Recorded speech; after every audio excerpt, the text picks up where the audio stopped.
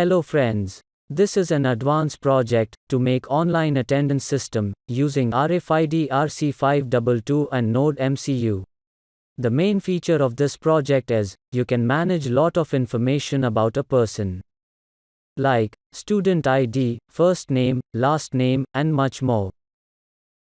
I have stored all the data on RFID tag.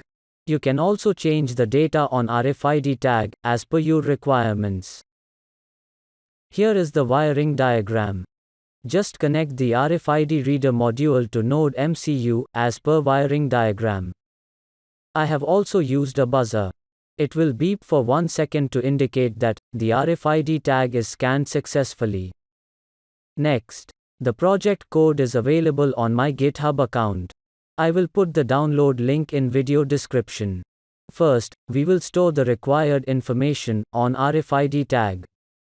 For that, you need this write-data.ini file. Just open the file. And then, select and copy all the code. Then go to Arduino IDE. And paste the code here. And then, save the file with some name.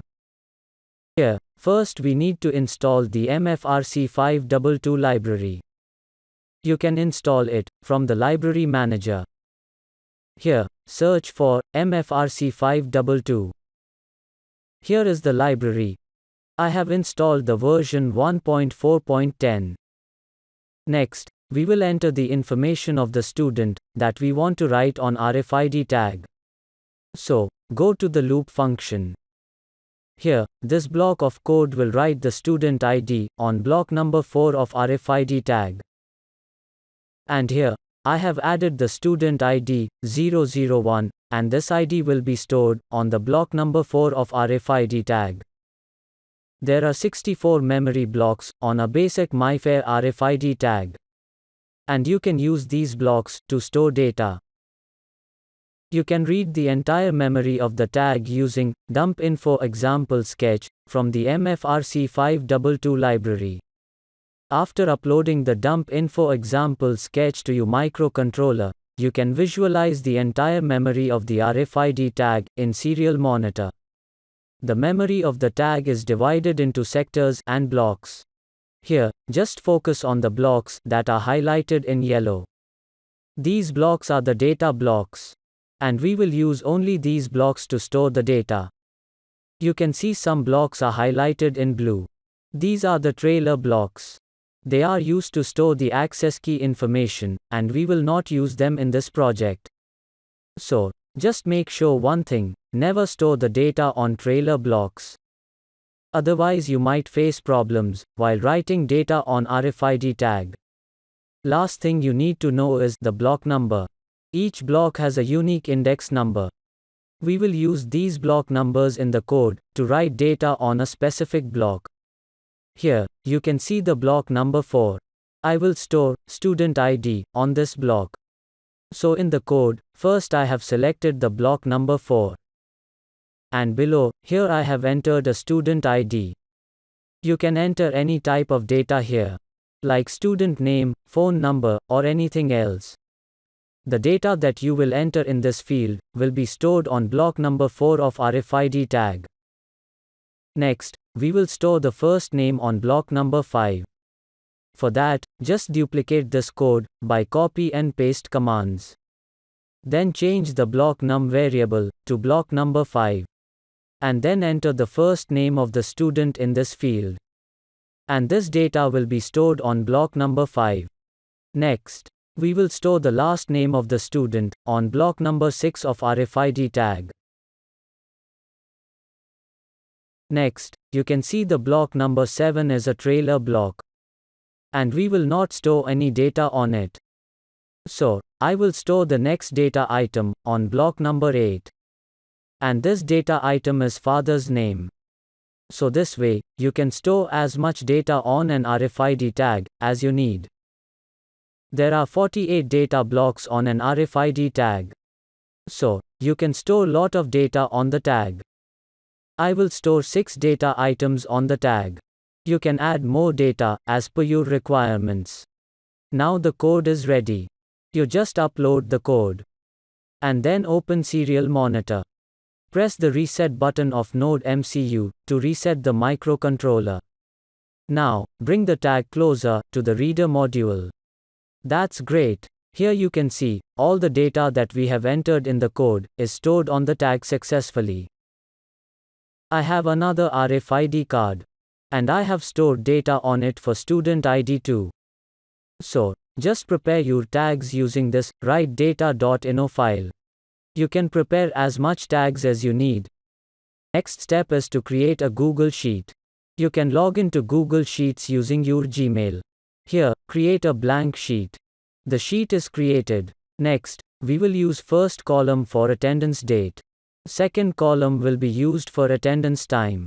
Third column will be used to store the student ID. Similarly, create other columns for the data we have stored on RFID tags. After that, go to Extensions. And then, App Script. Here, we will write code for saving data on the Google Sheet. I have already written the script.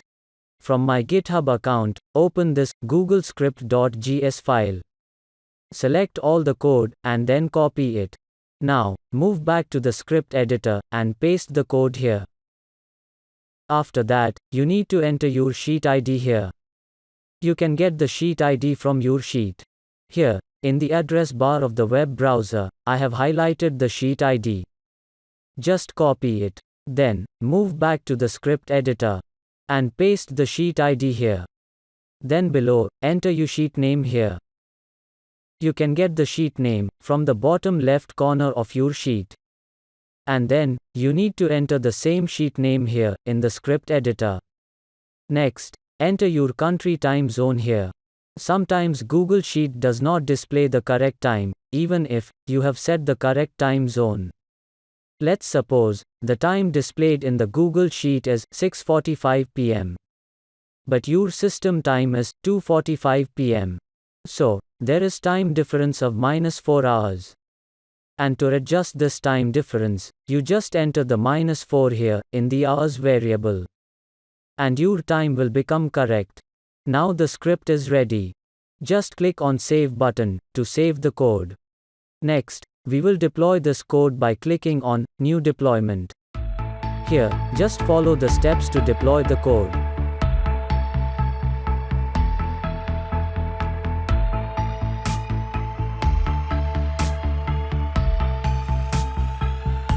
Now the code is deployed. Next, you just copy this web app URL. This URL will be used to store data in our Google Sheet. And we will use it in the code. First we will test this web app URL. So copy it by clicking here. And then paste the URL in the address bar of the web browser. Then, go to script editor. Here, you can see I have highlighted some data. Just copy this data. And then, paste the data at the end of the URL. And then press enter.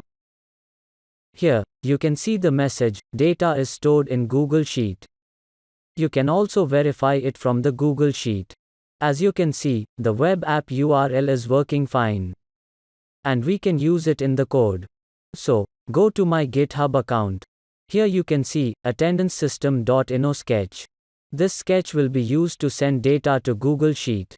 So, open it in Arduino IDE. Here, first we will enter the web app URL. So, paste the URL that we have copied before. After that, enter your Wi-Fi SSID and password. Next, here you need to add all the blocks numbers on which we stored the data. And that are block number 4, block number 5, block number 6, 8, 9, and block number 10. You can add more blocks as per your need. Make sure each block number must be separated by comma. Now, the code is ready. Next step is to select your board and COM port from the Tools menu. And after that, hit the Upload button to upload the code. After uploading the code, open Serial Monitor. Here, first the project will connect to the Wi-Fi network. And after connecting to the Wi-Fi, you can scan your RFID tag. And after a while, you will see a status code in the Serial Monitor. If the status code is 302, then it's mean that the data is sent to the Google Sheet. So, go to the Google Sheet to verify it. Here, you can see the attendance information is received. Similarly, scan some other tag. Make sure you have already stored data on it. And after getting the status code 302, you can verify it from the Google Sheet. That's all about the project. If you have any question, then comment in the comment box below. See you in the next video. Bye.